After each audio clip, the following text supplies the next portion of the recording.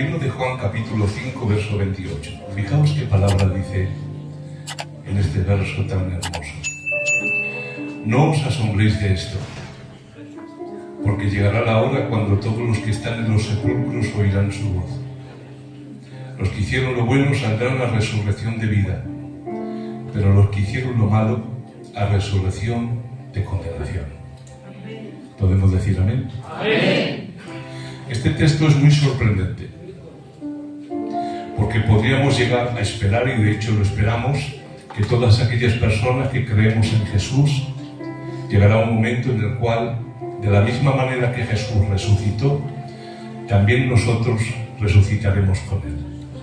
Yo esto hubiera dicho amén. Pero hay una pregunta que sale de este pasaje. La Biblia no solamente nos está enseñando que hay una resurrección de personas para ser salvas, también hay una resurrección de condenación. Y es una resurrección física. Y la pregunta es obvia. Las Escrituras nos dicen que una persona que pasa la eternidad sin Jesús inmediatamente es juzgada y echada en el lugar de tormento. ¿Para qué una persona que ya está juzgada y condenada tiene que ser resucitada físicamente? Parece una locura, ¿verdad? Pero la Biblia nos enseña claramente que no solamente va a haber una resurrección de justos, también una resurrección de injustos para ser condenados al lago de fuego, físicamente. ¿Por qué esto? ¿Por qué hay una resurrección de impíos? ¿No es necesario que estén ya condenados en espíritu y alma? ¿Por qué Dios tiene que resucitar su cuerpo físico también? Esta resurrección de impíos, la Biblia nos dice que será en Apocalipsis 20:11, después del milenio, y será el juicio que se llama el juicio del gran trono blanco. Y ese juicio, dice la Biblia, que será total y absolutamente para condenación. Nadie que entre a ese juicio es salvo. Pues la Biblia nos dice que los libros fueron abiertos y los hombres serán juzgados según sus obras. Y nadie puede ser salvo por sus obras. Solamente somos salvos por medio de la persona de Jesús. Amén. Escucha lo que te voy a decir. Nadie se salva por ser bueno. Nadie se condena por ser malo. Se condena si no tienes a Jesús en el corazón. Te salvas si tienes a Jesús en el corazón. Amén. Jesús es el que marca la diferencia. Amén. Yo hubiera dicho amén. Por eso dice la Biblia que los libros fueron abiertos y los hombres fueron juzgados según sus obras. Y como nadie se puede juzgar por obras, dice la Biblia, que de ese juicio, en un cuerpo de resurrección físico, serán cogidos y echados al lago de fuego por toda la eternidad. Porque de la misma manera que nosotros tenemos una esperanza de que en espíritu, alma y cuerpo estaremos para siempre con Él, las personas condenadas también serán condenadas al lago de fuego en espíritu, alma y cuerpo. Y eso es terrible. Pero ¿por qué una necesidad de una resurrección para condenación? ¿No está ya la persona condenada? ¿Por qué tiene que resucitar físicamente? ¿Me debéis contar una historia? Así me gusta, que me ayudéis. Se cuenta que había un noble que tenía un huerto de árboles frutales. Y en ese lugar había un cojo y un ciego. Y dijo el noble: Señor, me tengo que ir a hacer varias cosas, pero mientras yo falto, no cojáis ninguna fruta que hay en el huerto. Y el noble señor se fue. Nada más que se fue, el cojo quiso coger fruta de los árboles, pero como era cojo, no alcanzaba. El ciego también quiso coger fruta de los árboles, pero como era ciego, no veía. ¿Qué hicieron? Se subió el cojo a los hombros del ciego, bajó fruta para los dos, comieron y pasó el tiempo. A su tiempo vino el noble y señor y se dio cuenta que le habían desobedecido, y fue donde el ciego y le dijo: tú me has desobedecido, será castigado. Y dijo el ciego: yo no fui, estoy ciego, no puedo ver. Yo no pude coger esa fruta. Entonces fue el noble y señor donde el cojo y le dijo: serás castigado. ¿Y qué dijo el cojo? Yo no fui. Estoy cojo, no alcanzaba. ¿Qué hizo el noble y señor para juzgar justamente? Hizo que el cojo se subiera a los hombros del ciego y entonces les juzgó como a una sola persona.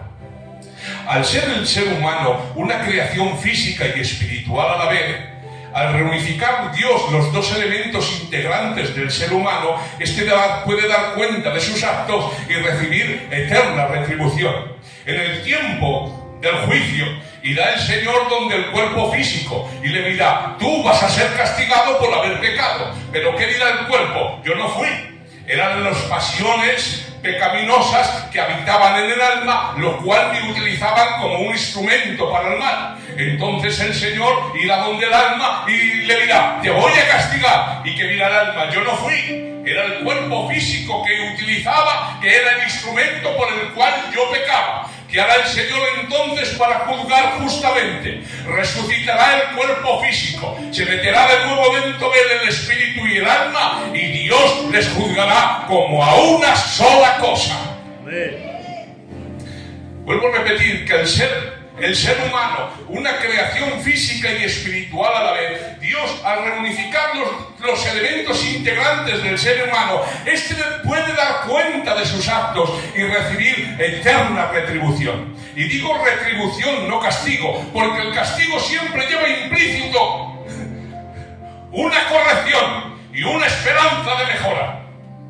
Es retribución, porque cada uno recibirá lo que hizo en el cuerpo, sin esperanza de mejora, de reforma ni cambio, pues el sufrimiento no posee en sí mismo ningún poder reformador. Hay quien cree que las personas que estén en la eternidad en el lago de fuego, a causa del sufrimiento extremo, se arrepentirán de lo que hicieron. Pero te voy a decir algo: el dolor por sí mismo no tiene poder para producir arrepentimiento a una persona. Solamente la persona gloriosa del Espíritu Santo puede traer convicción de pecado y guiar al ser humano a los pies de la cruz y arrepentirse. Las personas que estén en el infierno, ni una sola se va a arrepentir. Lo que van a sentir es eterna retribución, ira y dolor de haber sido presos por toda la eternidad, sin esperanza de mejora, de cambio, pues el sufrimiento no posee en sí mismo ningún poder reformador. La Biblia nos dice que este tipo de personas que pasen a la eternidad sin Cristo estarán en pecado eterno, porque los condenados estarán sufriendo retribución eterna, porque estarán eternamente en pecado. En las leyes humanas siempre está bien atemperar la justicia con algo de misericordia. ¿Y saben por qué? Porque los jueces humanos no pueden penetrar en el corazón del hombre, que es donde se forja el crimen. Y al no ver el corazón, el juez humano tiene que atemperar la justicia con misericordia. Pero Dios no es así. Amén. Aunque parezco joven, tengo mi edad. Soy viejo joven. Recuerdo una escena de la famosa serie Kung Fu, en el cual el actor principal era David Carradine, en inglés. Y se cuenta que en uno de los episodios el juez interpeló a este hombre, pues había sido testigo de un crimen, para que fuera testigo en el juicio. Y cuando el juez le preguntó, este hombre dijo: señor juez, yo vi la pistola, pero no vi su corazón. Pero Dios no es así. Dios no es así. Él penetra en los corazones y ve la motivación, la intencionalidad y el grado de perversidad que cada pecado incluye. Los que resuciten con ese cuerpo terrible de condenación será totalmente diferente al cuerpo glorificado y glorioso que Dios tiene preparado a sus hijos. Ese cuerpo que se levantará de las cenizas y los restos de aquellos que murieron, carecerá de las cualidades gloriosas del cuerpo glorificado. De la misma manera que el cuerpo glorificado es una imagen externa de la remisión y de la limpieza que Dios ha hecho en el espíritu y en el alma de las personas que son salvas, así este cuerpo físico de condenación será feo y repugnante, pues reflejará lo que ha de ser la persona del impío en su eterna rebelión contra Dios. Escuchad esto, que es terrible. El cuerpo glorificado es un cuerpo físico diseñado para evitar en la gloria por toda la eternidad. El cuerpo de resurrección de condenación es un cuerpo físico diseñado para aguantar por toda la eternidad los castigos del lago de fuego.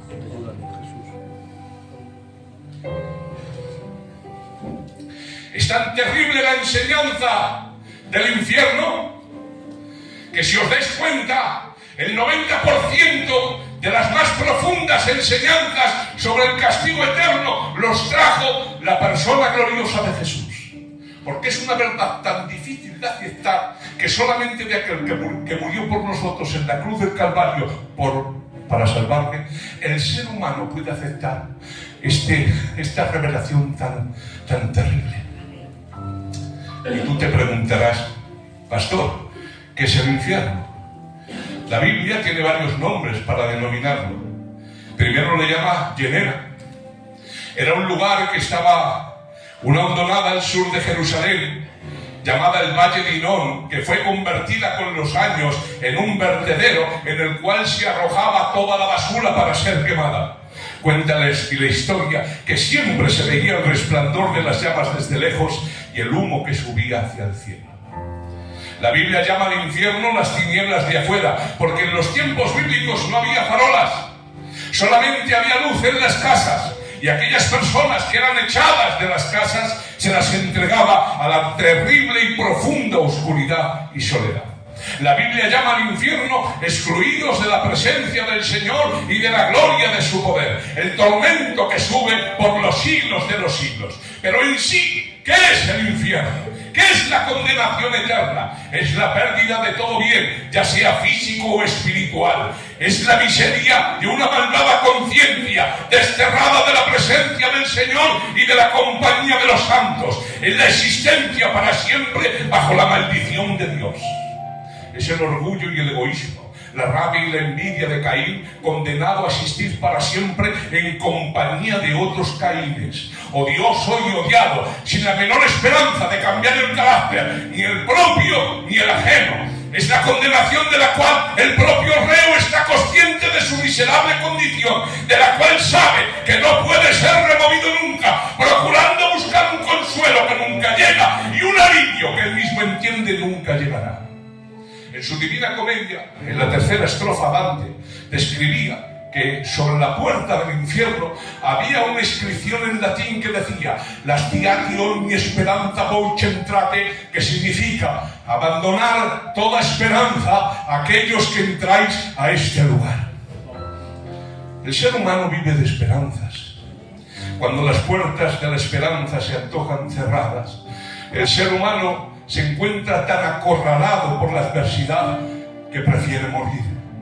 Pero lo terrible de la muerte segunda es que es un morir continuo sin acabar jamás de morir. Es la pérdida de toda esperanza, de todo bien, de todo consuelo. Es la locura pero estando cuerdo, la profundidad más profunda de aquel que está ciego pero viendo por siempre su propio interior.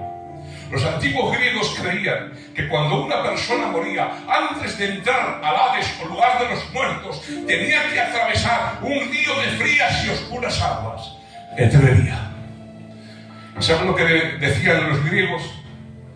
Que todo aquel que iba al Hades, antes de entrar en el Hades, tocaba con su mano las frías y oscuras aguas de Eteria, pues estas frías y oscuras aguas tenían el poder de borrar la memoria del ser humano.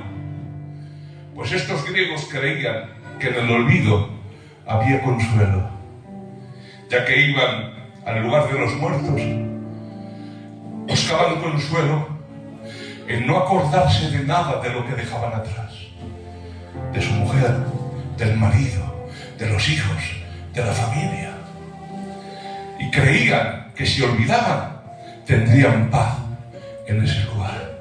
Pero os digo algo, En el infierno no hay olvido. Es la eterna consciencia de lo que pudo ser y nunca fue. Es la verdad vista demasiado tarde, el deber descuidado a su tiempo. Es el eterno susurro en el oído de Judas, que escuchará Judas por toda la eternidad. Amigo, con un beso entregas al Hijo del Hombre. Ese es el gusano que nunca muere.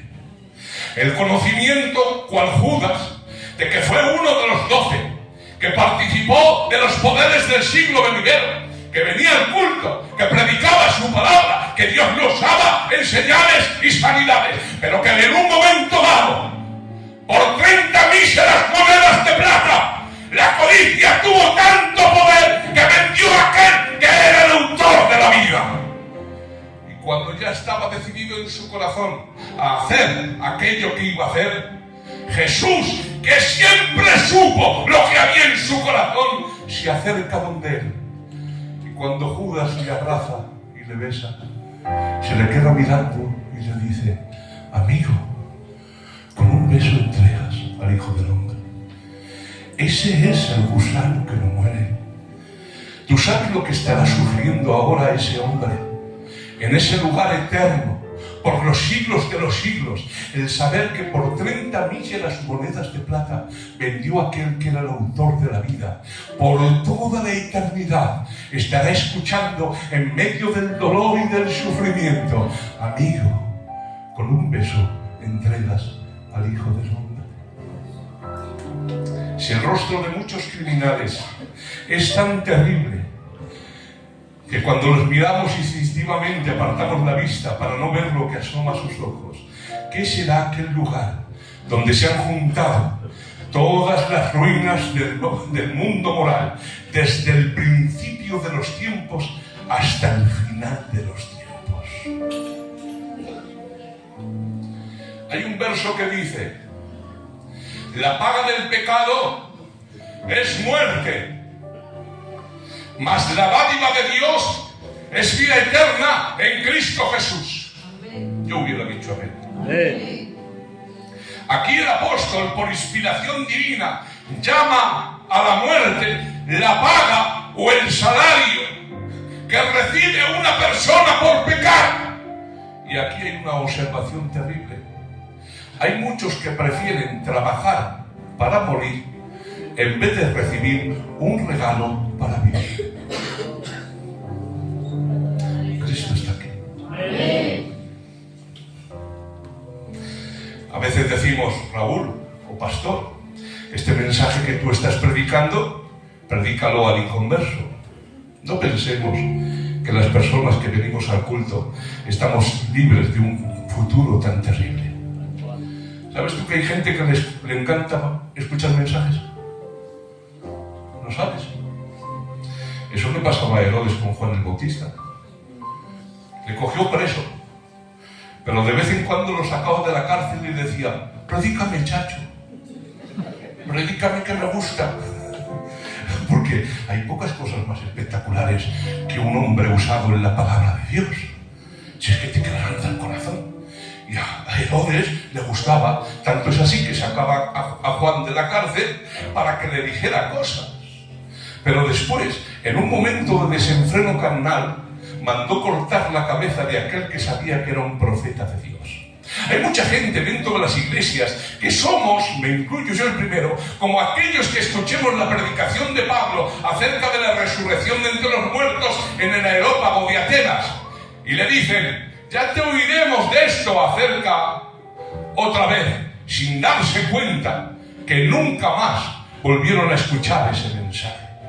Son como el gobernador Félix, que asustado por el mensaje de Pablo acerca del juicio venidero y del dominio propio, le dijo: ahora vete, ya te llamaré, en espera de una oportunidad que nunca más llegó.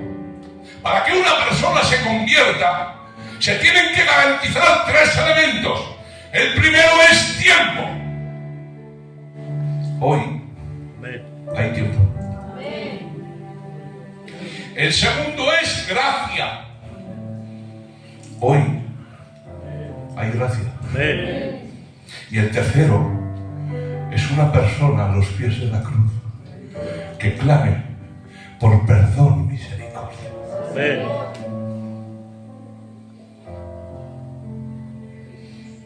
No sé si ya alguna vez te has puesto a pensar en el acto de Judas. Se quería enriquecer vendiendo a Jesús. La Biblia dice que buscaba oportunidad para venderle. Y cuando lo vendió, Rafi, ¿sabe lo que hizo? La conciencia no le dejaba parar. De tal forma que fue donde los sacerdotes y escuchar esto. El dinero por el cual había vendido a Jesús lo tiró en el templo diciendo: he pecado entregando sangre inocente. ¿Disfrutó de ese dinero? No. Mirad, hermanos, que se pierda una persona que no conoce al Señor y está en el mundo. Pero que me pierda yo desde este lugar. Una persona que ha conocido a Jesús. Una persona que sabe que Cristo es real. Una persona que ha sentido en su interior los ríos de agua de vida. Os voy a decir una verdad. Se puede apostatar de la fe. Se puede cortar la relación vital que hay entre el creyente y Cristo. Escrito está en Juan capítulo 15 que el pámpano puede ser cortado de la vid, y cuando el pámpano se desvincula de la vid, la rica savia del olivo ya no pasa por él y se seca. Mirar y temblar. El pecado engaña. ¿A qué vais a decir a mí? ¿Qué te piensas? ¿Que Judas el primer día quiso robar 30 monedas o vender al Señor? No, así no actúa el pecado. Judas era el que llevaba la bolsa y se tenía que quedar seguramente más tiempo por la noche después de una dura jornada para echar las cuentas y preparar los gastos del día siguiente. ¿Sabes cómo empezó Judas? Me voy a quedar un poquito para tomar un café con un bollo, que bien me lo merezco. Estos dormidos hace dos horas y yo son las 12 de la noche y echando cuentas para mañana. ¿Y sabes qué pasó? Que el pecado es una bestia que poco a poco te va comiendo por dentro y va cauterizando tu interior. Había un hombre que tenía un perro que lloraba, que ladraba mucho todas las noches. Y este hombre, el perro no le dejaba dormir. ¿Y sabe lo que hizo? Empezó a golpearlo para que dejara de ladrar. Tanto lo golpeó que en una ocasión vinieron los ladrones y el perro, atemorizado por las palizas del amo, no dijo nada. La conciencia se amolda al ambiente. Hace unos años se hizo un experimento en el cual se colocaba a una rana en agua tibia y subían 0,25% de grado por minuto. Es muy despacio. Pero ¿saben qué pasa? Que esta rana, poco a poco, se iba amoldando a la temperatura del agua. Hasta que casi el agua estaba hirviendo. ¿Y sabes cómo murió esta rana? Te lo digo, en el experimento, cocida. Y ahora tú dices, vaya rana estúpida. Si tú coges una rana y la echas en agua hirviendo, ¿qué hace la rana? Escapa. Pero cuando tú vas subiendo poquito a poquito la temperatura del agua, se amolda al ambiente. Te voy a decir una palabra. Tu conciencia se amolda al ambiente. Y cuando te tiene que despertar, no lo hace. Te voy a volver a repetir una buena noticia. Para que una persona se salve se necesitan 3 cosas. Primero, tiempo. Hoy hay tiempo. Amén. Segundo, gracia. Hoy hay gracia. Amén. El costado traspasado de Jesús todavía sale de él. Amén. No sé si habrá en este lugar, esta tarde, una persona que quiera venir de nuevo a los pies de la cruz.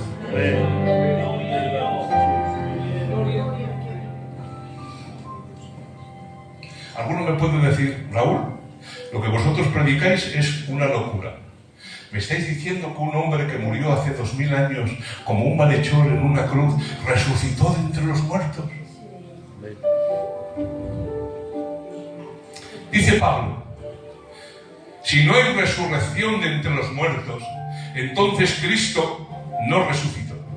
Y si Cristo no resucitó, vana es entonces nuestra predicación y vana es entonces nuestra fe. Porque si los muertos no resucitan, tampoco Cristo resucitó. Y si Cristo no resucitó, nuestra fe es vana. Todavía estamos en nuestros pecados. Y dice Pablo: si en esta vida todavía estamos esperando a Cristo, somos los hombres y las mujeres más dignos de lástima de toda la tierra. Porque si no hay resurrección de entre los muertos, ¿qué haces aquí, iglesia baranda?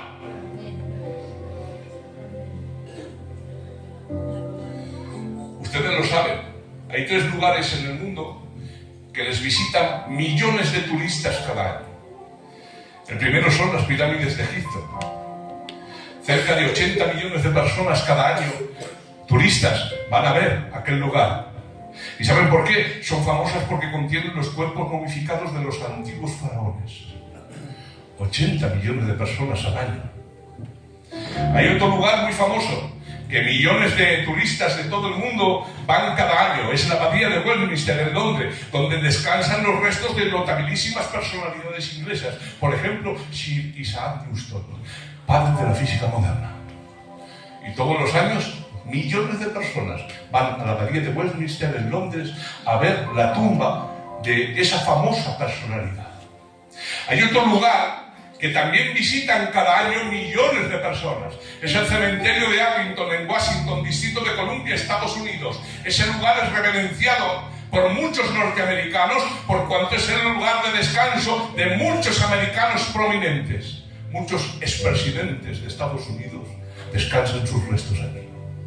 Y escuchad, cada año millones de personas visitan las pirámides de Egipto, la abadía de Westminster en Londres o el cementerio de Arlington, Distrito de Columbia, Washington. ¿Y saben por qué?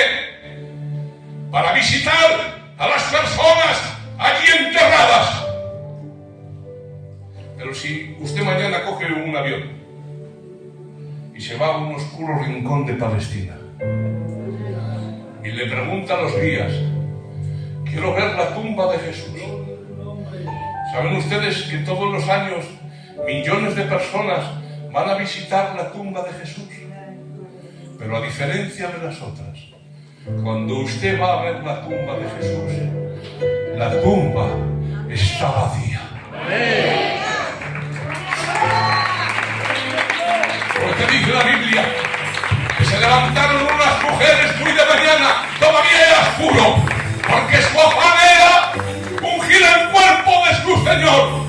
Pero la preocupación de estas santas y buenas mujeres era: ¿quién quitará la piedra? Pues es muy pesada. Pero siendo todavía oscuro, se acercaron a donde Jesús descansaba sus restos. Y cuando llegaron allí, vieron la piedra removida y a 2 ángeles, cuyo rostro era como el sol, brillantes como el relámpago. Y les dijo una palabra a esta mujer que todavía resuena 2000 años después. ¿Por qué buscáis entre los muertos a aquel que vive?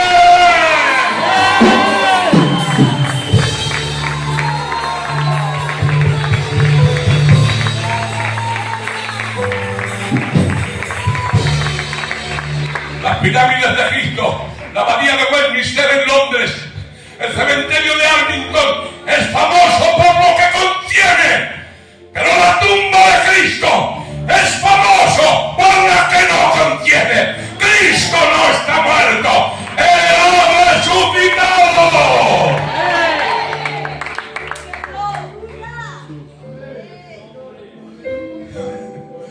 Por eso cuando resucita, aquella mujer se la abraza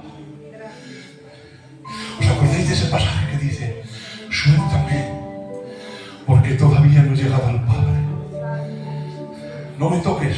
¿Os acordáis? No me toques, todavía no he subido al Padre. ¿Saben lo que significaba, José? No era que no me toques porque si me tocas me contaminas, no. En los manuscritos originales significa que cuando esta mujer ve a su amado Jesús,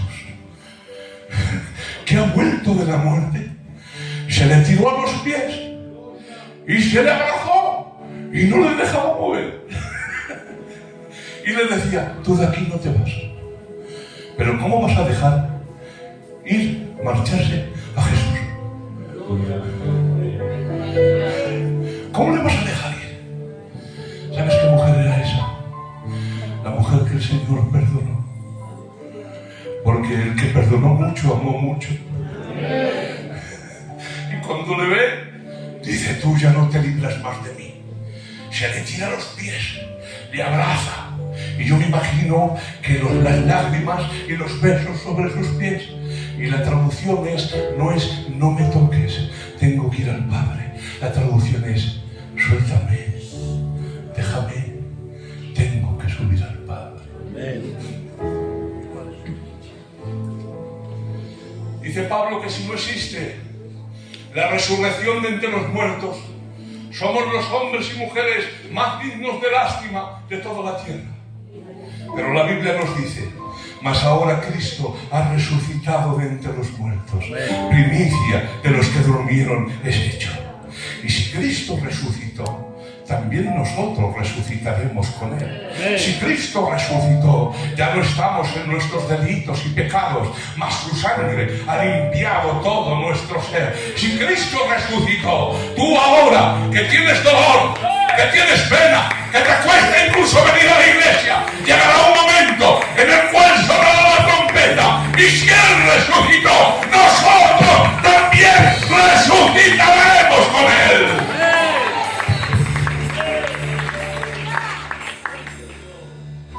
Te voy a decir una palabra. La muerte no es el extinguir de la luz de un cristiano, sino simplemente el apagar la lámpara porque ha llegado el amanecer.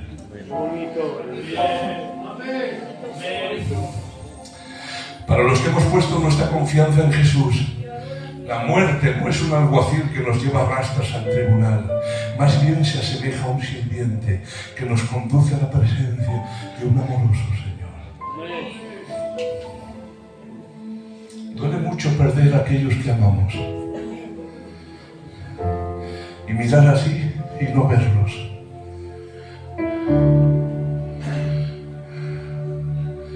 Pero el creyente, por medio de Jesús, ya no tiene temor a la muerte. La muerte es una liberación. Mira, dice la Biblia que llegará un momento en el que estés así como hoy y digas, mañana voy a ir al mercado. José, vas a ir a tu trabajo. El otro, mañana me voy a tener que levantar otra vez. Algunas hermanas dicen, válgame Dios, como tengo la casa, la tengo hasta arriba. Qué cansancio solo de pensar lo que tengo que hacer.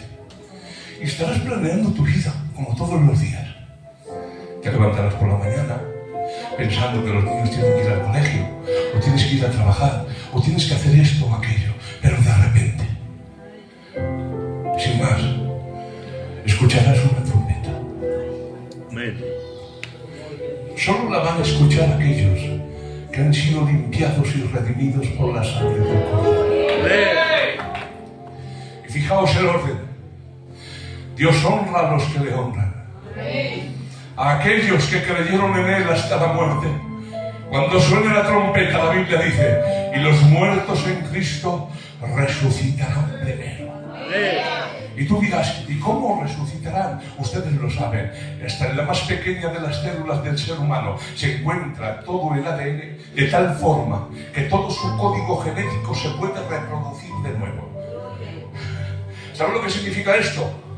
Que las personas que han partido con el Señor, Dios les va a conceder un cuerpo glorificado, totalmente adaptado a la gloria de la resurrección. Escrito está, se siembra en corrupción, se resucitará en incorrupción. Se siembra en deshonra, se resucitará en gloria. Se siembra en debilidad, se resucitará en poder. Se siembra cuerpo animal, se resucitará un cuerpo espiritual. Un cuerpo que no está sujeto a las leyes de la física, por encima del tiempo y del espacio. Pues no estaba el aposento alto cerrado, y de repente se apareció Jesús y dijo: paz a vosotros. ¿Por dónde entró? Atravesó la materia. Mirad, hermanos, no sé si lo saben, sí que lo saben. ¿Saben ustedes que la materia está vacía? Los núcleos de los átomos, los electrones, los protones, la esencia misma de la materia, cuando la examinamos con los más profundos y grandes microscopios electrónicos, lo que hay dentro de un átomo es vacío, no hay nada. Es como que usted observa el sistema solar. Entre un planeta y otro hay un espacio inconmensurable, y la pregunta es: ¿cómo entonces podemos tocarlas? Por una fuerza electromagnética que sujeta la materia entre ellas e impide que otra pase a través. Pero cuando tengas el cuerpo glorificado, por aquí entras. Y dice que la Biblia, y Jesús, en un momento, hablando con aquellos que estaban camino de Emaús, desapareció. ¿Sabes a qué velocidad? A la velocidad del pensamiento.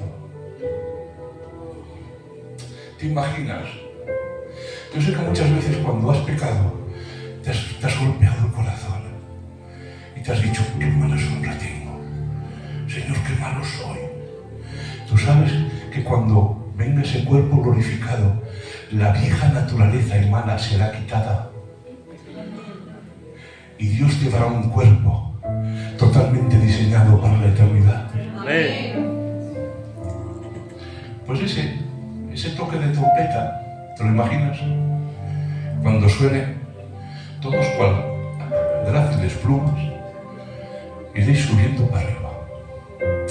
Algunas personas, por desgracia, la gravedad nos atrae a su centro con más fuerza que a otras. Y cuando vosotros, cual gráciles plumas, iréis subiendo para arriba, no sé si habéis visto ese episodio de Los Simpson, que Lisa sube, y cuando ve que Lisa sube, y Simpson no dice: tú para acá. ¿Os acordáis? Cuando esté subiendo para arriba y yo que tire y no subo.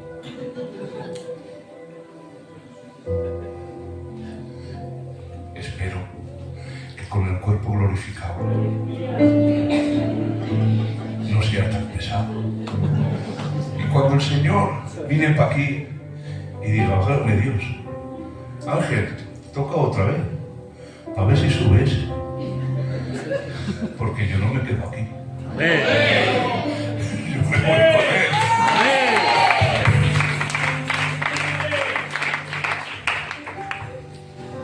En las obras de teatro siempre he deseado hacer de ángel. Un angelote con unas alas pequeñinas. ¿Te imaginas? Con esos ojos como tazones de café con leche, ese pelo con tiraputones, ese cuerpo perfecto. Dice la Biblia que tendremos un cuerpo semejante al de Cristo. Mirad, dice las Escrituras que descenderá del cielo de Dios la nueva Jerusalén. Es una ciudad que mide 2.400 kilómetros de largo, 2.400 kilómetros de ancho, 2.400 kilómetros de alto. Si fuera semejante a un cubo, esto es, un cuadrado en 3 dimensiones, tendría un volumen de 13.824 kilómetros cúbicos. Si por cuestiones estéticas tuviera la forma de una pirámide, tendría 6.912 kilómetros cúbicos. Y dice la Biblia: voy pues a preparar lugar para vosotros, para que donde yo esté, vosotros también estéis. ¿Te imaginas esa casa que Dios ha diseñado para ti? ¿Para qué vais a decir amén? ¿Me dejáis hacer unas cuentas? Esto no está en la Biblia, pero ¿me dejáis? Vamos digna de alguien muy importante aquí en la tierra tiene aproximadamente 5.000 metros cúbicos. Esto es, ¿cuántas habitaciones se pueden hacer en una casa de 5.000 metros cúbicos? 1, 2, 3, respondo tal. ¿Qué estás haciendo? Dice, pastor, eso de cúbicos no sé cómo es eso. Te lo explico. Una habitación de 10 metros por 10, ¿cuánto es? Dilo fuerte. 100 metros cuadrados. 10 por 10. Y si esa habitación tiene techos de 3 metros de altura, ¿cuánto es? 300 metros cúbicos. ¿Cuántas habitaciones de 100 metros cuadrados con techos de 3 metros de altura caben en una casa que tenga 5.000 metros cúbicos? 1, 2, 3, respondo todo. Ya sé qué cuentas estás haciendo. Si una habitación de 300 metros cúbicos son 10, serían 3.000. No pueden ser 20 porque ha dicho 15.000. Pues entonces, ¿cuántas? ¿Lo dejamos en 17? ¿Os parece bien? 17 habitaciones de 100 metros cuadrados cada uno. ¿Es una buena casa? ¿Te imaginas una casa así? ¿Te imaginas? Estás en la casa con un walkie-talkie. Chica, ¿dónde estás? Cambio. Y la chica, estoy en la cocina, cambio. No te encuentro, cambio. He hecho sopa, pero se ha enfriado, cambio. 17 habitaciones, Samuel, de 100 metros cuadrados. Mi coche cabría dentro de una habitación de esas. Mi piso cabría dentro también de unas de esas habitaciones. Tiene 85 metros, mira, meto el piso y el coche. 17 habitaciones. ¿Sabes cuántas habitaciones como estas, o casas como esta, cabrían en la Nueva Jerusalén? Dejando de 3 partes 2 para parques y jardines. Uche, que salgas de tu casa celestial y veas los piazos parques, tus jardines, tus fuentes.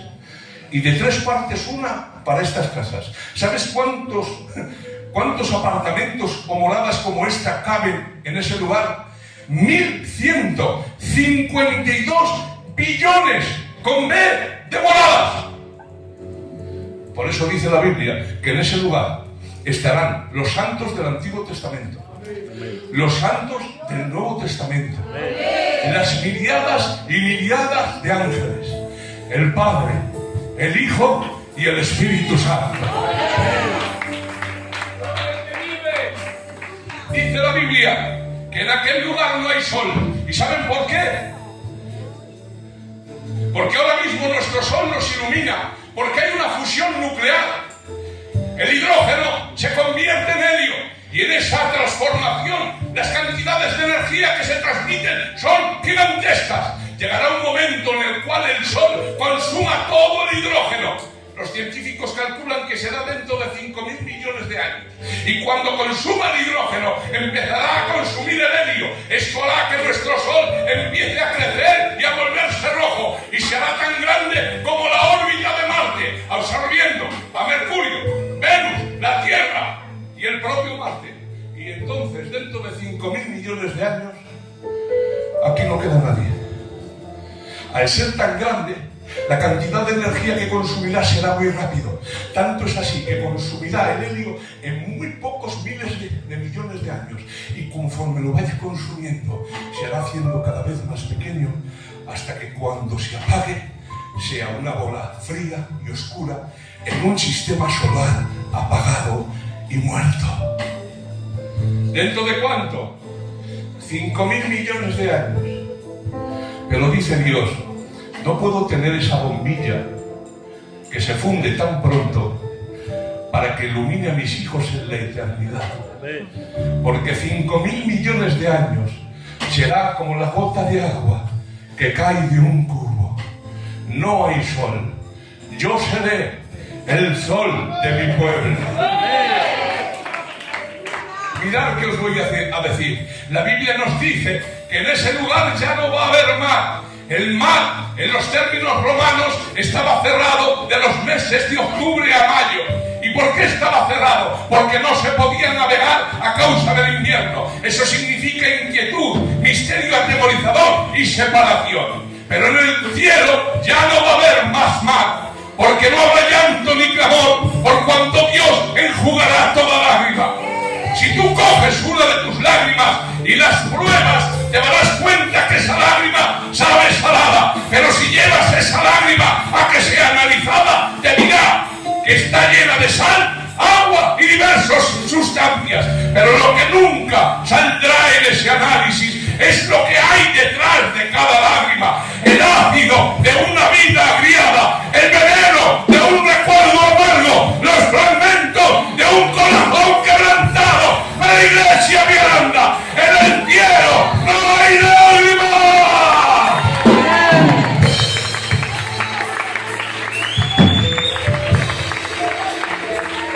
Tú que lloras mucho ante las injusticias de la vida, que te metes en tu cuarto y a veces a escondidas te pones a llorar porque no quieres que te vean aquellos que aman.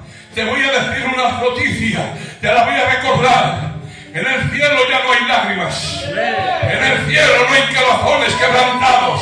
En el cielo no hay recuerdos amargos. En el cielo no hay pesares, no hay accidentes, no hay malas noticias, no hay fracaso, no hay persecución. Es la posesión plena y perfecta de una vida entera y sin fin.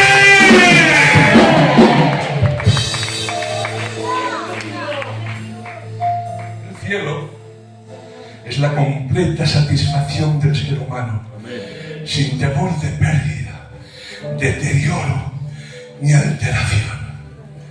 Es una herencia incorruptible, incontaminada e inmarcesible.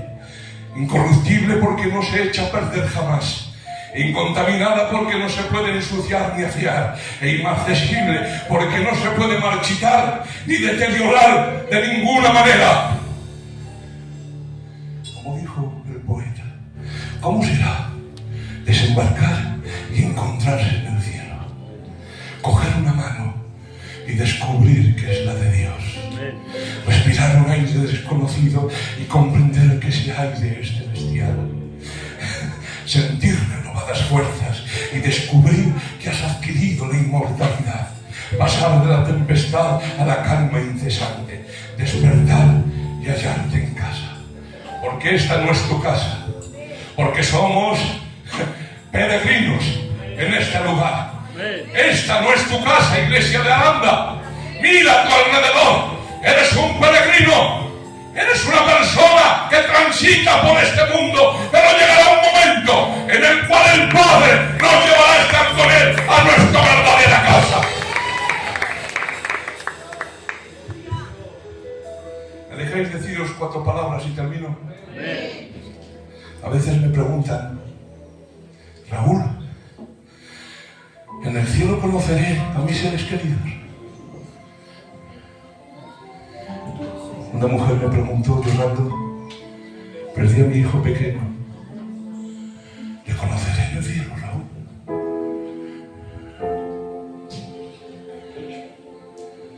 Lo primero que te voy a decir es que todos nuestros niños, todos, y aquellos que no tienen discernimiento en su mente, son salvos. Todos. Escrito está, dejar que los niños se acerquen a mí, que los tales es el reino de Dios. Todos los niños.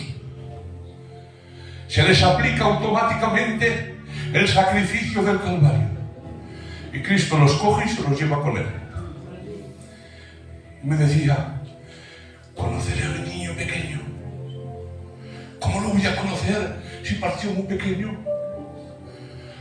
Otra mujer me dijo, ¿cómo conoceré yo a mi abuelico que era viejo si yo era una niña? Os voy a decir algo.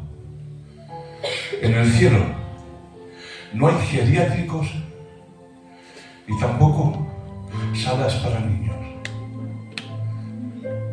En el cielo no se dan biberones. Todas las personas que vayan allí tendrán un cuerpo glorificado, perfecto, en su desarrollo físico, moral y espiritual. Los niños serán hombres perfectos. Los ancianos, que a veces hemos visto partir a nuestros seres queridos, y se ha cumplido ese dicho, que en ocasiones nuestro cuerpo se convierte en una terrible prisión. El alma jamás envejece, pero el cuerpo sí, se desgasta, se enferma, se debilita. Y hay enfermedades que cuando hemos visto a nuestros seres queridos, se nos ha quedado clavado un puñal en el corazón, porque en nuestra mente están los recuerdos de cómo eran, su fuerza, su decisión, cómo luchaban. Y cuando la enfermedad los consumió y les vimos tan débiles, tan desgastados, yo he llegado a escuchar decir: hubiera preferido no haberle visto en ese estado, me hubiera gustado haberle recordado cómo era. En el cielo no le vas a ver así enfermo, ni consumido por la enfermedad. Tú sabes lo que es que cuando veas a tus seres queridos, les veas con un cuerpo glorificado, lleno de gloria y de honra. Y Raúl, si yo vi a mi niño, ¿cómo voy a reconocer a una persona adulta?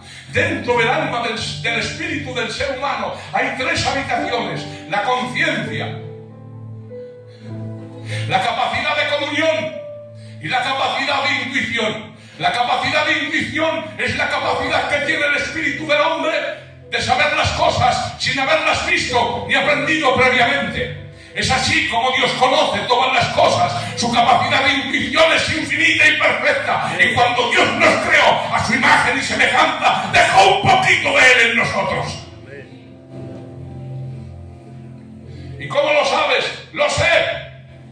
¿Pero cómo? Por eso cuando Adán se despierta del sueño y ve a la mujer, Dios no hizo falta que le dijera nada.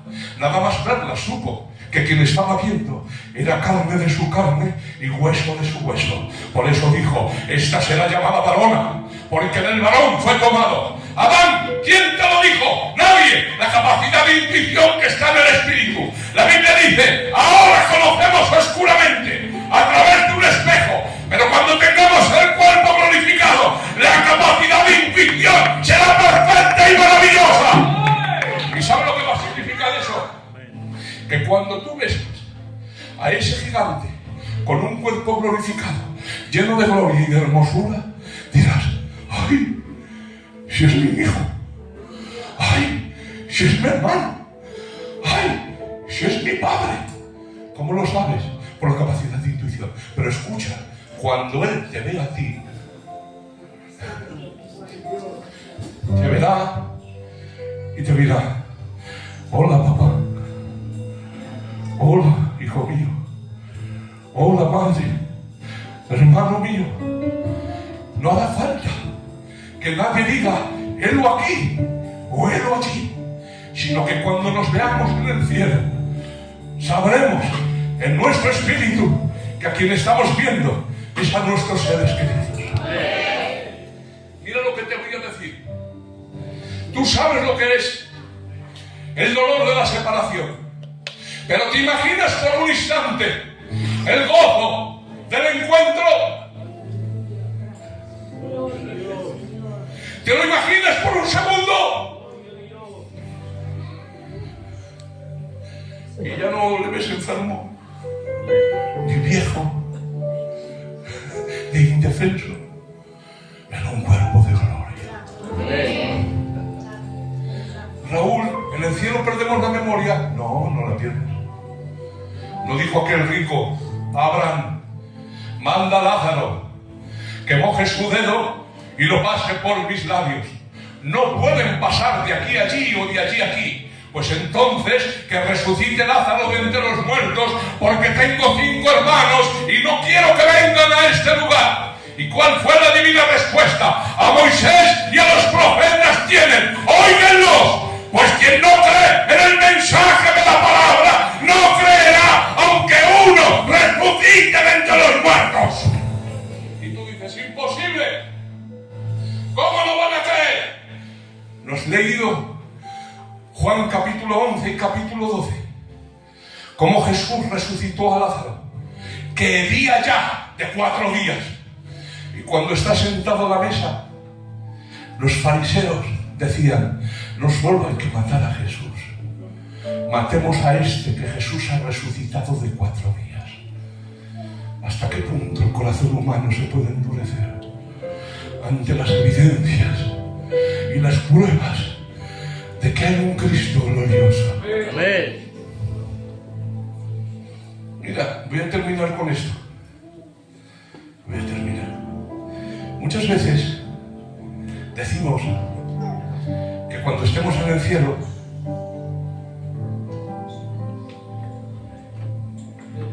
estaremos con nuestros seres queridos. Y después, un poquito más lejos, veremos a uno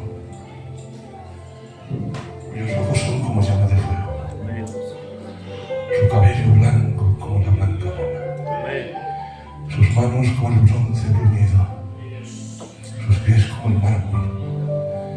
Y cuando le veamos, nos tiraremos a sus pies. Y algunos dicen que van a decir, lo conseguimos, lo conseguimos. No vas a decir eso. Vas a decir, lo conseguiste. Lo conseguiste. No sé cómo hace Dios. Tan malo que soy, tan cabezón que soy, como una cabra que siempre va al monte, pero a pesar del tiempo, a pesar de mi pecado, a pesar de mis rebeliones, a pesar de la dureza de mi corazón, el Señor sigue consiguiendo que esté en este lugar.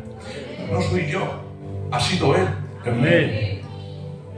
No sé si te has apartado del Señor, no lo sé. No lo sé si cuando cierras tus ojos tienes temor de si viene la trompeta serás arrebatado, no lo sé. Yo no estoy en tu mente ni en tu corazón. Pero no sería triste que después de tantos años nos perdamos desde este lugar. ¿No sería mejor que le dijeras a Jesús, ven a mi corazón? ¿No sería mejor que le dijeras a Jesús, sálvame, sálvame de mí mismo? ¿No sería mejor que, como aquella mujer se postró a los pies del crucificado llorando? ¿No sería mejor eso? El culto está terminado, pero yo voy a orar 2 minutos. Diego, por favor, cierra la luz. El culto está terminado, las ofrendas, si te quieres ir a casa o a merendar puedes salir, pero solamente te digo que se va a cantar una estrofa, no un coro entero, una estrofa. Pero si hubiera o hubiese en este lugar una persona que quiere reconciliar su vida con el Señor, no hace falta que vengas aquí, levanta tu mano y los siervos del Señor van a orar para ti en tu asiento.